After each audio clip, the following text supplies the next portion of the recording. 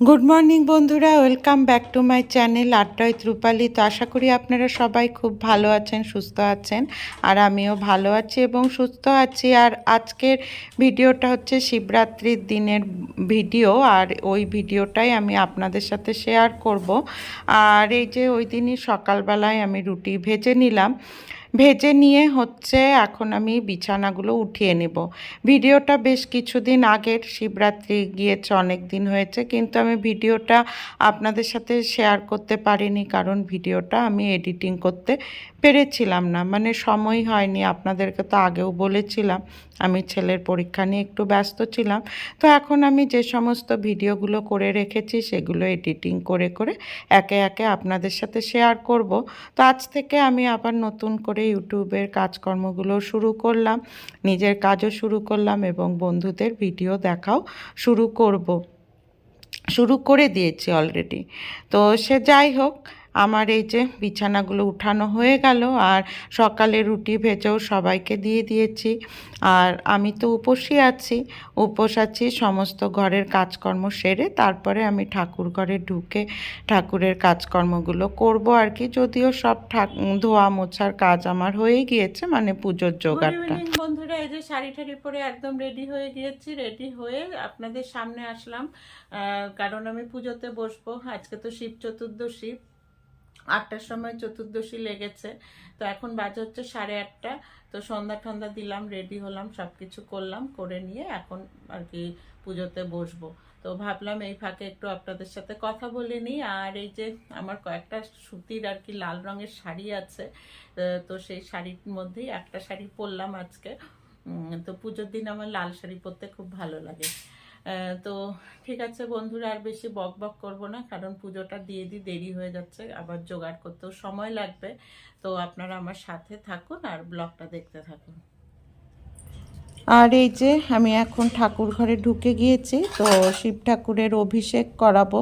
তো তার জন্য আমি পঞ্চামৃত তৈরি করে নিচ্ছি। আর পঞ্চামৃত তৈরি করলাম হচ্ছে এই যে কাঁচা দুধ নিলাম, আর তার মধ্যে দিলাম টক দই, আর এই যে এর মধ্যে দিচ্ছি ঘি, মধু, আর দিব সামান্য কিছু চিনি।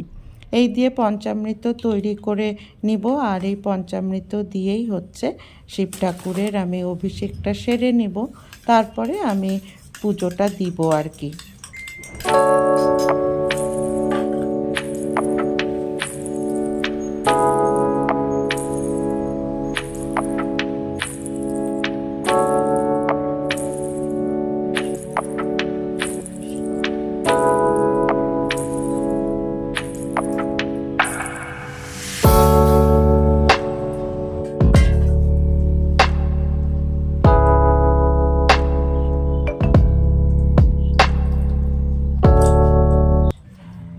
আর এই যে শিব ঠাকুরের অভিষেক করানো হয়ে গেল, এখন আমি শিব ঠাকুরটাকে মুছে আসনে পেতে দিব। আর আমি পুজো করেছিলাম হচ্ছে 9টার সময় বসেছি। পুজো করে উঠতে উঠতে আমার 10:30 পৌনে 11টা বেজে গিয়েছে। তো এবার আর মন্দিরে যাইনি, ঘরেই নিজে পুজো করলাম। নিজে পুজো করলে বেশ মনের মতো করে পুজো করা যায়। তো সেই কারণে নিজেই ঠাকুর ঘরে, যখন আমার শিবলিঙ্গ আছে সেখানেই পুজো করলাম, এবার আর মন্দিরে যাইনি। আর হচ্ছে অনেকেই 4 প্রহরে পুজো করে, কিন্তু আমি আর সেভাবে করিনি, আমি 1 প্রহরেই করলাম। আর এই যে এখানে আকন্দ ফুলের মালা পরিয়ে দিলাম শিব ঠাকুরকে। আর এখানে 5 রকমের ফল আর শিব পূজায় যে সমস্ত ফুল লাগে, ফুল, বেলপাতা, সমস্ত কিছুই নিয়েছি আর কি। তো বন্ধুরা, আমি শিব পূজার সাথে সাথে বা ঘরের যে আরও বাকি ঠাকুর আছে সমস্ত পুজোই দিব আর কি। পুজোর জোগাড় করা হয়ে গিয়েছে। আর এই যে দেখুন কি সুন্দর লাগছে দেখতে। আর এখানে একটা আমি ঘিয়ের প্রদীপ নিয়েছি, ঘিয়ের প্রদীপ নিয়ে আরতিটা করব। তো বন্ধুরা, মানে আমার এই ভিডিওটা তো অনেক দিন আগের, তো যদিও শিবরাত্রি অনেক দিন আগেই চলে গিয়েছে, কিন্তু আমার শেয়ার করতে দেরি হয়ে গেল। গেল, কিন্তু তবুও আশা করব আপনারা আমার এই ভিডিওটা দেখবেন। তো আমি এখন ঠাকুরের পুজো করব। এই যে ঠাকুরের মাথায় আমি এখন গঙ্গা জল ঢেলে দিলাম। আমি দুধ দিয়ে আগেই অভিষেক করিয়ে নিয়েছি, আর তারপরে আমি গঙ্গা জল ঢাললাম এখন, তারপরে বেলপাতা দিলাম, আর যে সমস্ত ফুল টুল দিতে হয় সেগুলি সমস্ত কিছু দিয়েই আর কি পুজো করব। বেলপাতা, ভাং পাতা, তারপরে হচ্ছে ধুতুরা ফুল, এই সমস্ত ভাট ফুল, নীলকণ্ঠ ফুল, যা যা লাগে আর কি সমস্ত কিছু দিয়েই পুজোটা সারছি। তারপরে ব্রতকথা পড়ে পুজো কমপ্লিট করব। তো ঠিক আছে বন্ধুরা, আপনারা আমার সাথে থাকুন আর পুজোটা দেখতে থাকুন।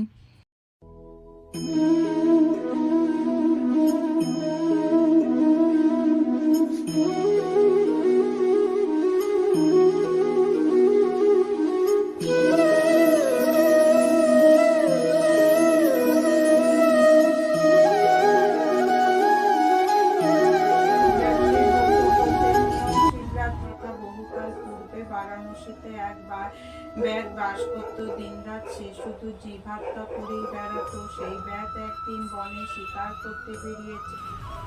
আর বন্ধুরা, এই যে ব্রত কথা পড়ার সাথে সাথে আমার আজকের পুজোও কমপ্লিট হয়ে গেল, শিব পুজো আর কি।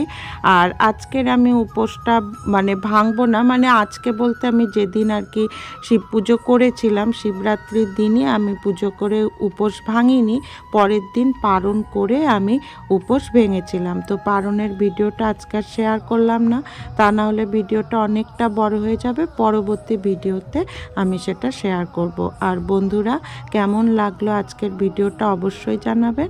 আর এতক্ষণ ধরে আমার সাথে থাকার জন্য সবাইকে অসংখ্য ধন্যবাদ।